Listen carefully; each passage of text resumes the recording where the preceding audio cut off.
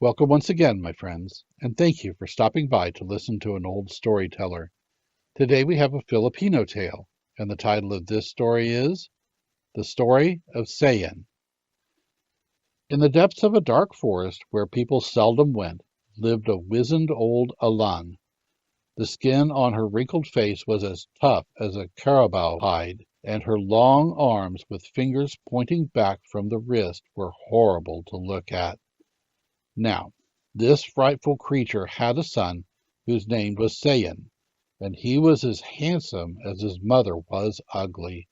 He was a brave man also, and often went far away alone to fight. On these journeys, Sayan sometimes met beautiful girls, and though he wanted to marry, he could not decide upon one. Hearing that one Danapan was more beautiful than any others, he determined to go and ask her to be his wife. Now, Danapan was very shy, and when she heard that Sayan was coming to her house, she hid behind the door and sent her servant, Lei, out to meet him. And so it happened that Sayan, not seeing Danapan, married Lei, thinking that she was her beautiful mistress. He took her away to a house he had built at the edge of the forest, for though he wished to be near his old home, he dared not allow his bride to set eyes on his ugly mother. For some time they lived happily together here, and then one day when Sayan was making a plow under his house, he heard Lei sing softly to their baby in the room above, and this is what she sang. Sayan thinks I am Danapan, but Lei I am. Sayan thinks I am Danapan, but Lei I am.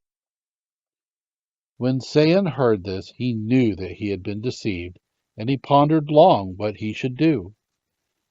The next morning he went to the field to plow, for it was near the rice planting time. But before he left the house, he called to his wife, "When the sun is straight above, you and the baby bring food to me, for I shall be busy in the field." Before he began to plow, however, he cut the bamboo supports of the bridge which led to the field, so that when Lei and the baby came with his food, they had no sooner stepped on the bridge than it went down with them, and they were drowned. Sayan was again free. He took his spear and his shield and head axe, and went at once to the town of Danapan, and there he began killing the people on all sides. Terror spread through the town. No one could stop his terrible work of destruction until Danapan came down out of her house and begged him to spare part of the people, that she might have some from whom to borrow fire. Her great beauty amazed him, and he ceased killing, and asked her to prepare some betel nuts for him to chew, as he was very tired.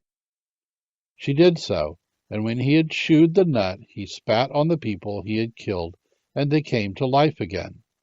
Then he married Danapan and took her to his home.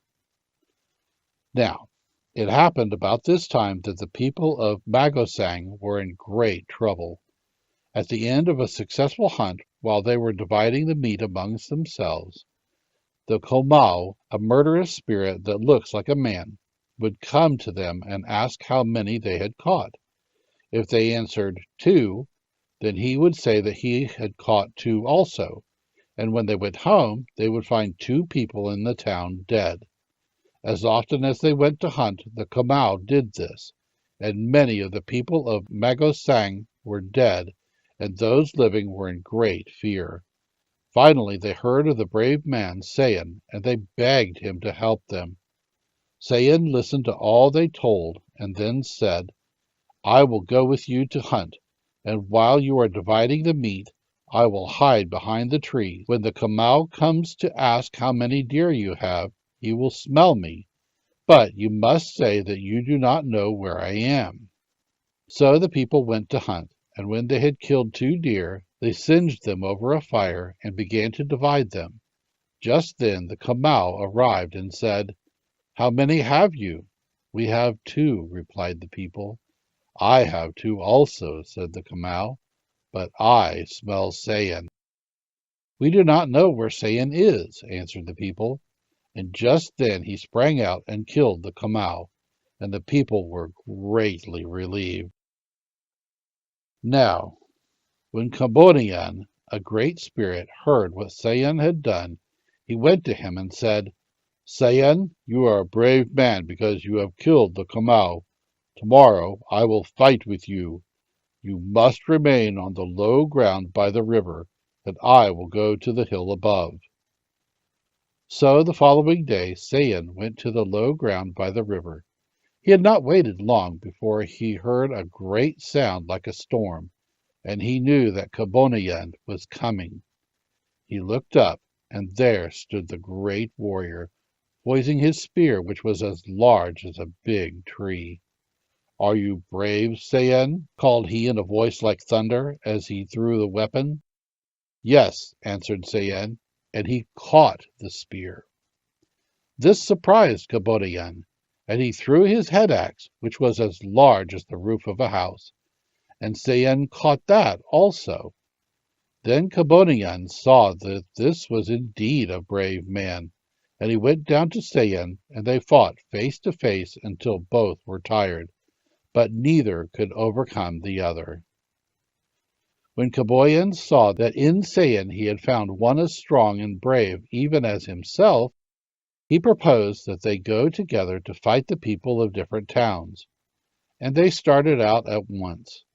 Many people were killed by this strong pair, and why they themselves could never be captured was a great mystery, for it was not known that one was the spirit of Kabonian, and the other the son of an Alan.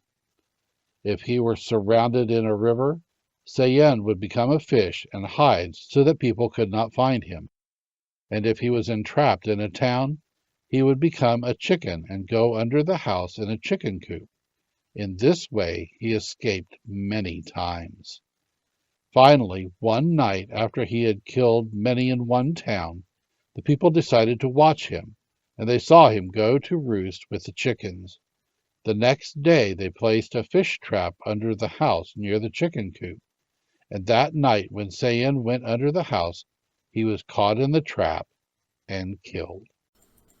Thank you once again for listening to this story. If you enjoyed this story, please press that like button. Also, please help an old storyteller out by subscribing to my channel. The next story will be posted in a few days, so until then, may your story continue to be a good one.